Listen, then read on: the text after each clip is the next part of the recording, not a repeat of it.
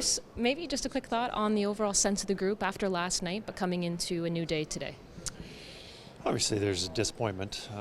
Anytime you have an opportunity to win that second game, be up 2-0 coming into LA would have been very nice for us. But, it's part of the playoffs, and you're not always going to win every game, and there's going to be some adversity and some struggles, and it can't all go smoothly. So we're playing a very good hockey team, and we know that it's going to be difficult to win 4 games. What's your approach to helping your team navigate adversity, especially in the postseason? Just reminders on what we need to be doing and things that we're doing well and things that we need to adjust and get a little bit better on. And, there's, from game to game, there's always things that need to be addressed. But, overall, I like the way we've responded. I liked our energy levels, how hard we've worked. And, obviously there's things that we could improve, and hopefully we can do that going into Game 3. Kris, they've moved some guys around in their top 9. You've stayed for the most part, with the exception of coming out of a penalty, but stayed with the most part with the same lines. I'm just wondering about a guy like Evander. When he's starting to look like he's getting a little bit of a step back, a little bit more physical. It is the playoffs. Everybody's got to hit come playoff time. Could there be an opportunity at some point to potentially look at accelerating his minutes as he's coming off that injury? Absolutely. Evander's played really well these last 2 games, and been a factor. Maybe not so much on the score sheet, but I think the impact he's had on the game has been very positive for us, and we want to use him more, getting him more minutes, more offensive opportunities. And how that'll look, we'll discuss and find out what's best. You guys have scored 10 goals and an empty netter in 2 games, and you're 1-1 in the series. So you don't have to be Howie Meeker to figure out where you got to get better. When you were successful, you guys were winning a lot of 3-1 games, 2-1 games. You got to try to find that game again. Absolutely, the playoffs are. It's more difficult to score, and we've been able to find the net, but every good team that is able to have a long playoff run and hoist the Stanley Cup when it's all done usually is congratulated and acknowledged for their strong defensive play. And there are things that we need to tighten up and get a little bit better at. Mm-hmm. Is it the teams chase offense?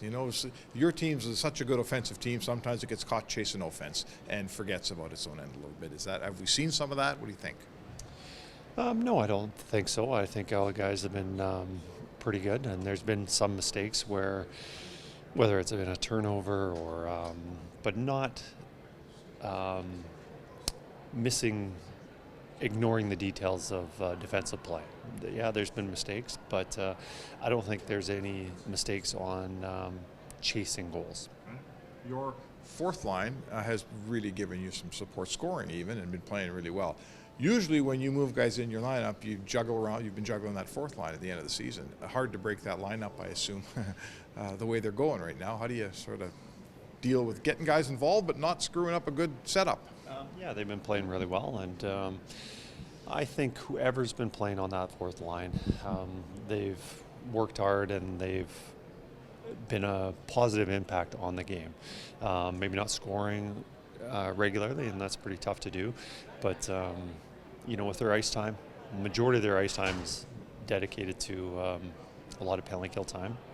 Most of the guys, not all of them, and looking forward, if they're playing that well, giving them a little more opportunities, and that's maybe as a line as a whole or individuals, but it's something to look at. You don't want to juggle too much and look at it is a short period of time where if one of your better players has been outstanding, or one of your better players for 82 games and maybe has a 1 or 2 bad games, you don't want to be shuffling the line so much, because they're bound to find their game and be one of your better players as they have been for most of the year. But being playoffs, there is more urgency on finding your game opposed to an 82 game schedule. Sure. Last one for me. When you get a young guy like Don Holloway who's really taken a step here and producing and playing great, maybe the inclination is to move him up in lineup. But because he's so comfortable and playing so well with the guys he's with, what are your thoughts on that? Well, the other night, absolutely we want to give him a little more opportunity, and whether that's coming out of penalty kills, playing the shifts with,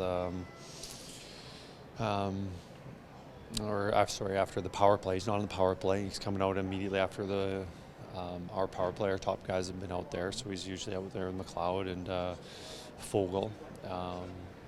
And the other night, I believe one of the goals came from Leon being double shift, having a shift with Holloway and Janmark. But I think when the guy's having as much confidence as he is and he's playing well, you're trying to find him a little more opportunity, whether that's bumping up in lineup or just giving him a little more ice time.